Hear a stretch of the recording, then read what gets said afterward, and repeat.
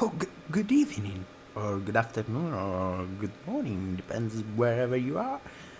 Welcome to this playthrough of this fine game, oh Josiah. I don't know what to expect from these.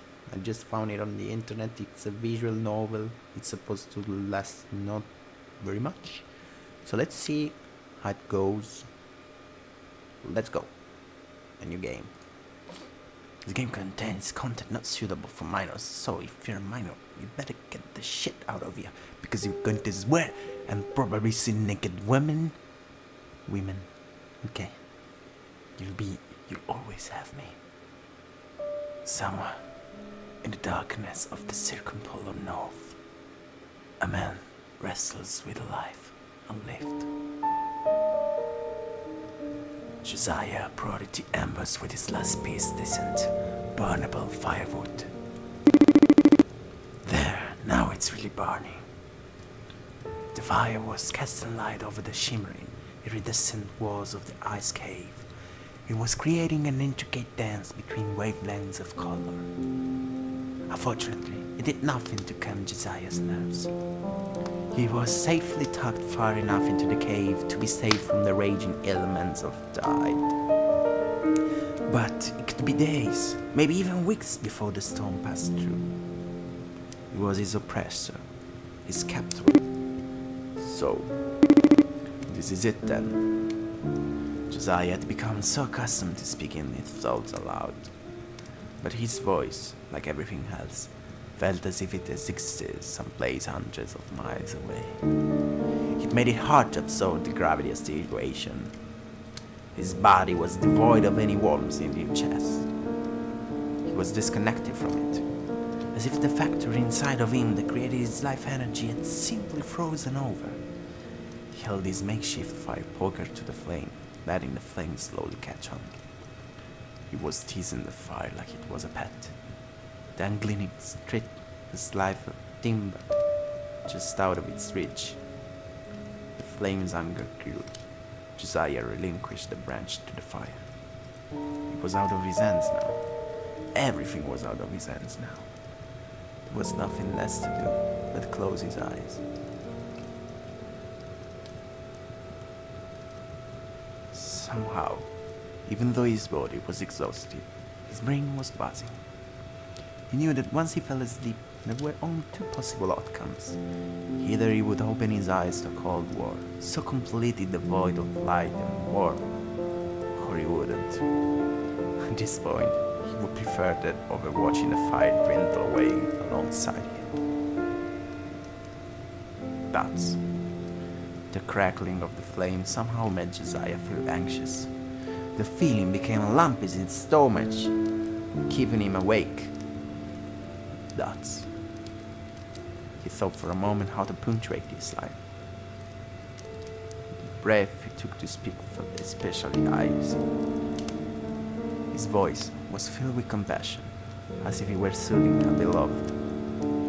He listened to the sounds of his own voice carefully, drinking up the wave of the two syllables. Good night. With that, he felt an even greater detachment from the world around him, the world he laid claim to. It felt as if the ground underneath him was slowly sinking in, swallowing him up and delivering him back to the warmth of the world. What the fuck was that? A sound pierces through the dark. It's enough to instantly crash his ethereal plane back into reality. Someone was there. Josiah's eyes shut open and his body tensed. His first reflex was to stay quiet, as if he were the one guilty of trespassing. Hello? Is someone there? Okay. He turned to the bend of the cave that led out to the entrance. He instantly locked eyes with a beautiful young woman who was gingerly peeking at him from around the corner. His eyes were silently tracing the few parts of her he could see. I didn't hear this will happen. Her almond-shaped eyes, painted with equal parts hazel and nervousness. Her cold black hair, frozen and white from the snow. She was real. real girl. Damn! Josiah's brain chucked and stuttered, trying to compute how to react. Exactly how I would react if I were a polar bear. This is fucking glorious. Hello? Oh my god, a bear! The girl filled her lungs to capacity to let loose a drawn-out, ear-splitting shriek. Josiah hates this kind of reaction. Who wouldn't? He can't help but fidget nervously. Don't be afraid of me. Josiah's words were failing to pierce through the wall of screeching the girl was pushing towards him. Please. Why are you talking? You're a bear. That's not right. It's not okay. Not at all. If willpower alone was capable of making something cease to exist, Josiah would be doomed. The girl broke down and started blubbering. She kept sputtering variations of the words bears can't talk. This was quite difficult. I'm not like other bears. The girl was obviously at her wit's end. Despite her lively reaction, it was apparent she was half frozen. Her tight-fitting, exposing garb was unfit for traveling in the snowscape outside, even in the best of its conditions. That's what I was thinking too. She probably wouldn't have lasted another hour in the storm. The girl's muscles were tightened and shaken. Her body was in defense mode. The last of her adrenaline reserves must be the only thing keeping her standing. However, her fight-or-flight response kept her feet planted as opposed to retreating back into the death sentence awaiting outside. The soft light she had seen sipping from the mouth of the cave was merely a cruel trick. A trick to build up her hopes for safety and refuge and then shatter them. Thoughts. The tense moment seemed to go on forever. Josiah can only grimace as the girl cries her eyes out. He tries to move the interaction forward.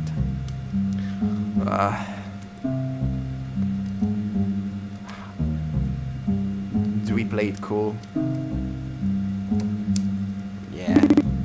There. It's okay. I won't hurt you. I'm not even hungry. Dots followed by an exclamation mark. Dang it. That came out wrong. Come on, Josiah, what are you thinking? Dots. Though if he had, that would make the obnoxious cry and stop. The girl falls to her rear, like a marionette having its strings cut. She doubles over, wrapping her arms around herself while sobbing. Josiah worries if she's in physical pain. However, she was finally starting to quiet down. It would seem the last of her reserve were give out. The sobbing became softer and softer. Good night. Dots, and still dots. It took the girl a moment to come back to her senses. Through the flames of the fire, she saw the obsidian eyes of the bear locked onto her. Josiah remained quiet. The girl had stirred and murmured in her sleep a few times, so he couldn't be sure if she was actually awake this time. He was looking into her reddened eyes and noticing the gears behind them start to turn again. Her soft lips pulled back worriedly at the side of Josiah, enough to show a flash of ivory. Was she about to start crying again? Josiah already felt a headache coming on, thinking of those high-pitched squeals echoing in the chamber around them. Josiah? A girl's voice trembled out. I am Josiah.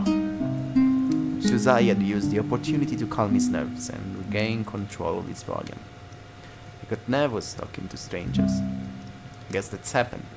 That happens when you're a bear. Especially women. The girl moved a delicate hand to her eye, wiping out the dry, salty tears that adorned them. She took another moment to look at him and sniffed. Slowly, she began to nod her head, as if the reality of the situation was caught in her throat and she was trying to force a swallow. Emily.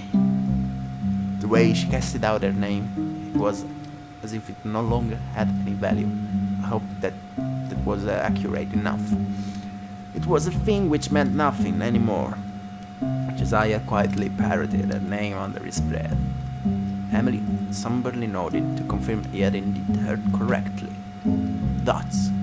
Josiah couldn't think of what to say. They sat there in silence. Dots. Emily began to take in the rest of the cave. There was nothing noteworthy outside of a few icicles hanging from the ceiling and a path leading off into darkness. The air was frozen and heavy. She didn't have that every breath she drew. She felt she was swallowing the musky, earthy scent of the bear. Nice place. Thanks, you.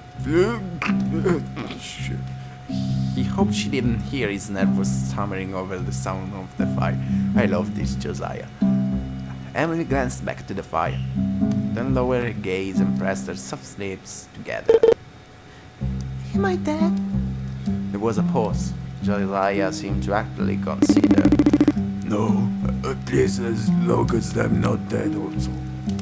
So we continued to wonder. Why was the girl here? What was she doing out in the store? Only a while ago he had resumed his life, but now he could feel his blood moving again. Hot red blood moving through every vein of his body. Doubts. Another moment passed. It seemed that Emily was all out of talk, and it was his turn.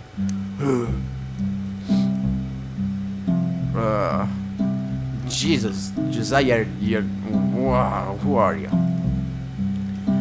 Emily seems to hesitate for a moment. She sits up and pulls her knees to her chest. I don't really know what to say. I came here with my boyfriend. Oh, she's busy. I'm sorry, Josiah. I knew you would like take a bite out of her, but she's busy. Okay. Josiah's heart cracked inaudibly. That's what I was thinking. Mine too, Josiah, buddy. He shrank away from the words. Despite this, he was still listening. Partially. Emily went on to explain that she was with a wildfire conservation group and was helping to investigate reports of poachers who were targeting beluga whales. Josiah thought about whales. It'd been a while since the last time he had a good whale. Warm winds caused the storm to shift. We were wet out in the open. Our only chance was to try to make it back. The buttery, juicy fat being squeezed down in his teeth.